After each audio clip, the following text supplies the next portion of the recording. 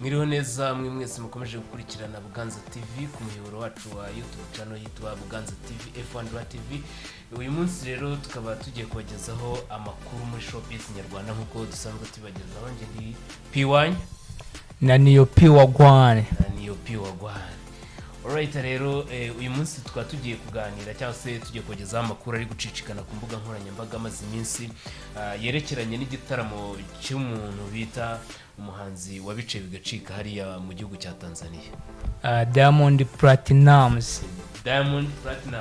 Mwite Simba ndetse na Taiga. Simba na Taiga bari bahuriye hariya mu gihugu cya Uganda. Rero icyo gitaramo kikaba cyateje imvururu ndetse n'amagambo agiye atandukanye atari meza hariya mu gihugu cya Uganda.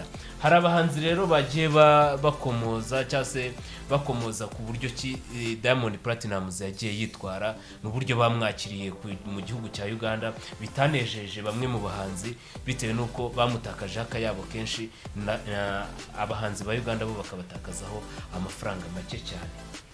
Iyo bise ngo n'intica ntikize.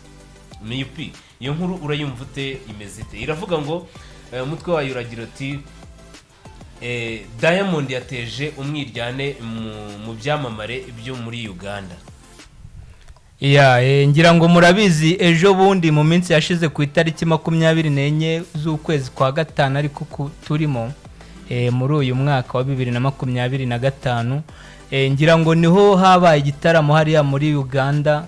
Igitaramo cyahuriyemo abahanzi batandukanye harimo Diamond Platinumz kuva mu gihugu cya Tanzania, harimo n'undi muhanzi wakitabiriye wanaperforminze ari we Baby Cool n'ubundi usanzwe ari wo muri kira gihugu cya Uganda.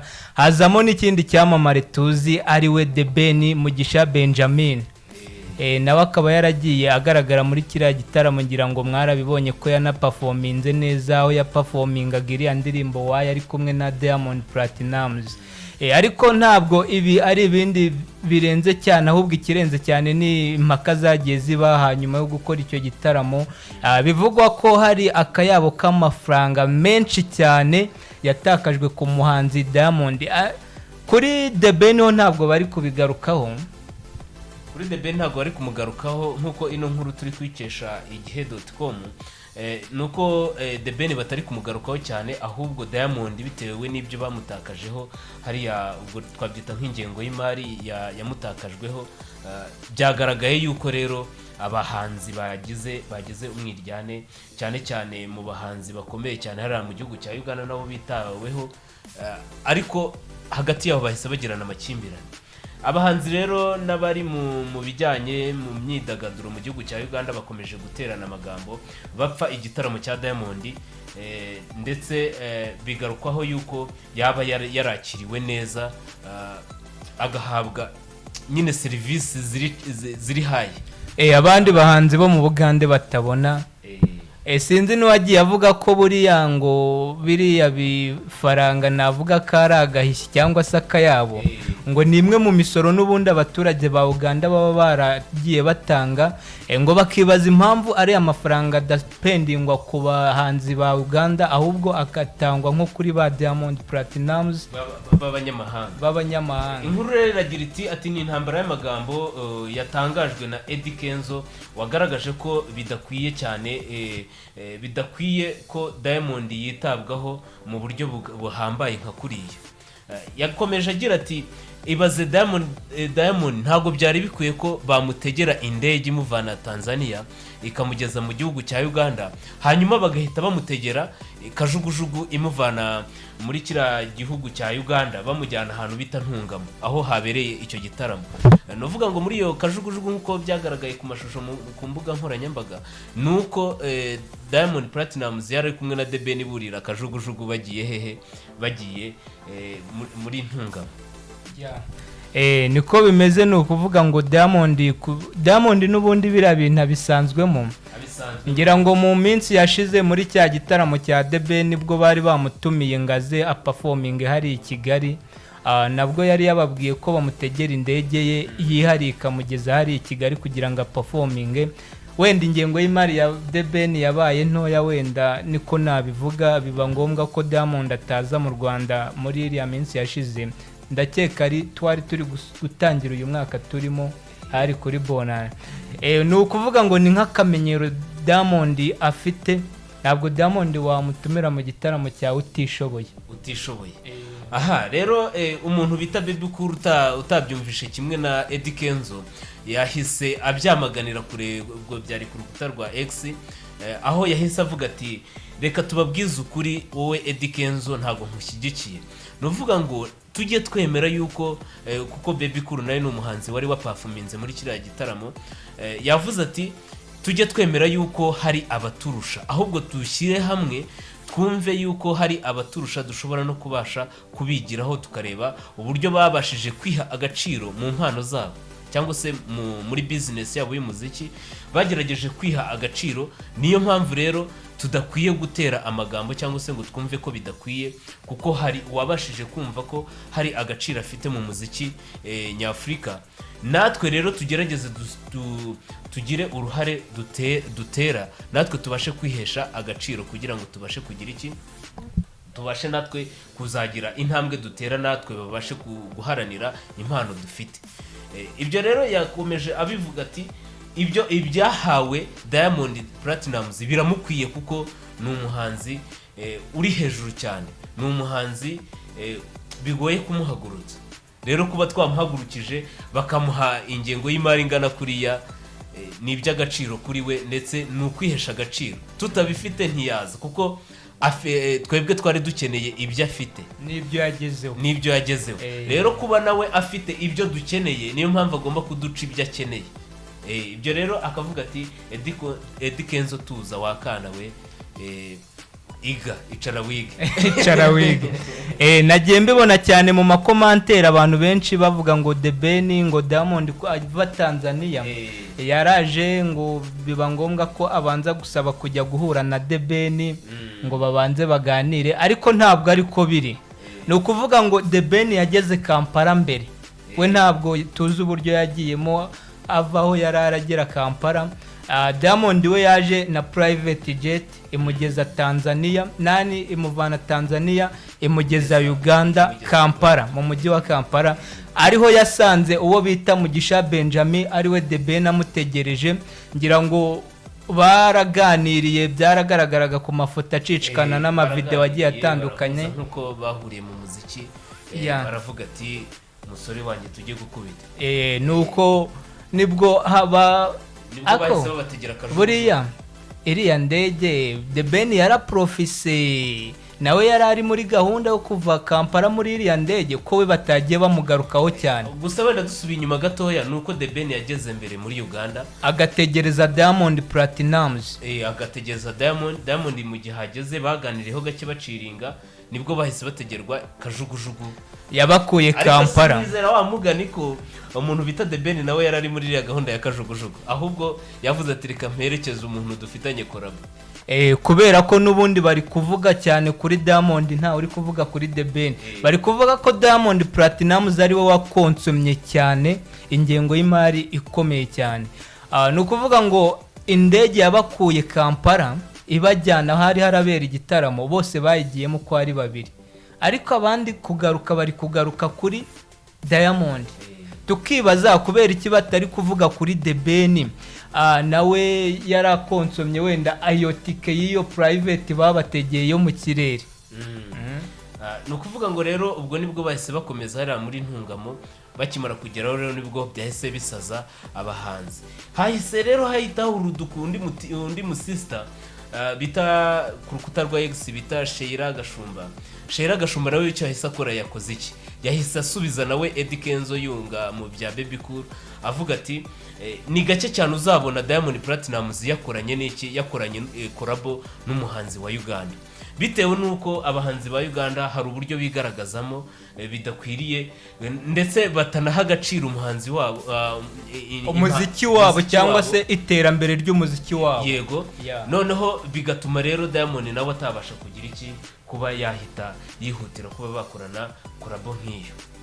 Ibyo rero byahise bishota urundi bita Judy Hader Judy Heda nawe waje ashyigikira Eddy Kenzo avuga ati mujye mumenya yuko hari ingengo y'imari itangwa. Iyo ngengo y'imari biva ngo mu misoro yacu. Iyo misoro yacu kuki bayiha abanyamahanga cyane ntibabashe kuba bayihereza umunya Uganda w'umuhanzi wa kavukire uririmba muri Uganda, bahubwo bakavuga ati reka ingengo y'imari nkuru tuyihereze bariya baturuka mu mahanga. Ibyo rero yakomeje abivuga. Judy Heda ahita avuga ati wowe uri kubivuga uvuga ngo ntago abahanzi ba Uganda biha agaciro cyangwa se bameze neza, ahubwo ntago natwe muduha power, ntago mubaha power. Umuntu bita rero ntuza yakomeje agira ati nipi umuntu bita Sheila yahise agaruka akubitira mu cyico umuntu bita Judy, yahise amubwira ati wowe ibyo uvuga ngo ni imisoro, iyo misoro uvuga ngo ni imisoro y'abanyagihugu ba Uganda, uyoboye yuko hari ibiraka duha abanyagihugu, duha bari abahanzi ba Uganda, harimo ba Baby Cool, harimo ba Eddy Kenzo, harimo ba Chameleone. Ntabwo iyo mu matora ntabwo tubaha ibiraka bakajya gukora. Ese uvuga ngo ni imisoro y'abanyagihugu y'abaturage b'igihugu cya Uganda ute? Wowe bavuga ko batwaye imisoro yawe gute? Nibwo rero bahise bagira iki, nibwo bakomeje gukimbirana amubwira ati wowe va mu gihugu cya Amerika uze mu gihugu cya Uganda hanyuma utwereke iyo misoro n'uburyo itakazwamo. Rero ntuza yahise akomeza Sheila Gashumba, yahise akomeza amubwira ati wowe uko wabigenza kose ntago abanyagihugu ba Uganda nibatihesha agaciro, cyangwa se bari abahanzi ba Uganda nibatihesha agaciro, ntago bazigera baha power umuziki wabo. Ariko ku ruhande rumwe nanjye nahengamira kuri Baby Cool ho gatoya. Ni ukuvuga ngo n'ubundi abahanzi ba Uganda turabizi barakomeye, ngira ngo ejo bundi mwarabibonye ku mahoro ibyo Chameleone yakoze performance zigaragara neza kandi ziryoshye. Ngira ngo wabonye ukuntu akubita non stop, akaririmba iminota myinshi cyane kuri stage nta guhagarara. Nyine Uganda ifite abahanzi bakomeye kandi bafite gahunda, ariko noneho nibagira icyo gitekerezo cyo kuvuga ngo bari guspendinga ku bandi bahanzi bo hanze, ngo ntabwo bari kwita ku bahanzi ba Uganda, nta kintu byabagezaho monsheri, nta kintu byabagezaho. Kubera ko niba nani Diamond yaraturutse hariya Uganda, nani Nigeria, Tanzania, akaza agakubita performance hariya, hari byinshi abahanzi ba Uganda bamwigiyeho, hari byinshi cyane. Iyo kariya kayabo k'amafaranga batamuspendinga aho ngaze, iryo somo nta hantu bari kurikura. Niyo mpamvu nanuza nani uriya Baby Cool yabisubiyemo akavuga ati niba umuhanzi hari ikintu aturusha tucyemere kandi tuze tumwigireho kugira ngo tumurwanye. Hari akantu yahise avuga, hari akantu yavuze ati ujye ureba stage ya Diamond, urebe fashion aba afite, urebe uburyo ashyushya abafana n'uburyo yaktingamo. Nta munyabuganda wari wakora icyo kintu ngo akigaragaze. We aba yateguye ku rwego ruhambaye, agakora ibintu biri special, ibintu bifatika, ku buryo nawe nujya kugira iki, nujya kumuha amafaranga yawe uvuga ati ntago azapfa. Buriya nubwo bavuga ngo umuhanzi bamuspendinzeho amafaranga menshi, ari amafaranga n'ubundi aba yayakoresheje mu myiteguro. Ugiye ureba stage nyinshi za Diamond Platinumz yagiye aspendinga ku buryo niyo umubonye stage icyangwa bahagaze, niba ari ababyinya bafite n'ibindi bintu byose bitandukanye bigaragaza stage nziza, biba byakonsomwe n'aya mafaranga n'ubundi bamwishyuye kugira ngo yitegure.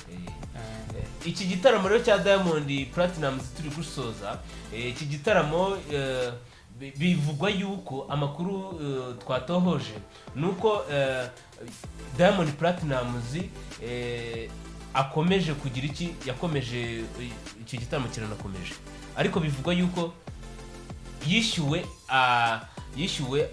hariya nuvuga ngo cya gitaramo cyabaye kuri 24 maybe 24 Gicurasi 2025, bivuga yuko yarafatanyije na DBN na Baby Cool. Iki gitaramo uretse yuko bivugwa yuko Diamond Platinumz yishyuwe arenga miliyoni 700 y'amayujizi. tuyashyize mu manyarwanda nagira ku anarenga miliyoni 270 z'amafaranga y'u Rwanda. Nakayabo kenshi ngira ngo miliyoni urimo urazumva miliyoni 270 z'amafaranga 270 z'amafaranga y'u Rwanda Yeah. yategewe indege private jet akagera muri Uganda agahabwa private kajugujugu imugeza hehe intungamo kugira ngo ajye guperforminga. ngira ngo n'ubundi ariko abagiye kuri Eddy Kenzo ngarutse kuri Eddy Kenzo aya mafaranga yanagutera ihamu kukava no mu muziki.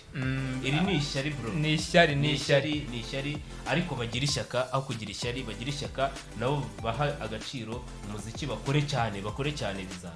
ngira ngo nta nubwo cyane kuba barabategeye indege ziri private ari byo byari bikaze, ahubwo ari amafaranga cyangwa se ari amadolari babahaye niyo afite imitima niyo yahabuye imitima afite imitima yakomerekeje muri bariya bahanzi.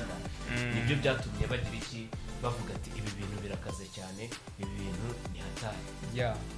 Reka rero tugere muri ya minota yacu yo kwamamaza tugaruke dusoza tubabwira ko turi bwaze kubaha mu makuru yacu ya mukanya, turi bwaze kubagezaho n'agakuru keza cyane, agakuru k'abahanzikazi bakina filime. Ni abakinnyi ba filime b'abagore ko twabivuga ko ari abagore biganjemo 10 ba mbere bamamaye cyane bari hit bagezweho muri sinema nyarwanda.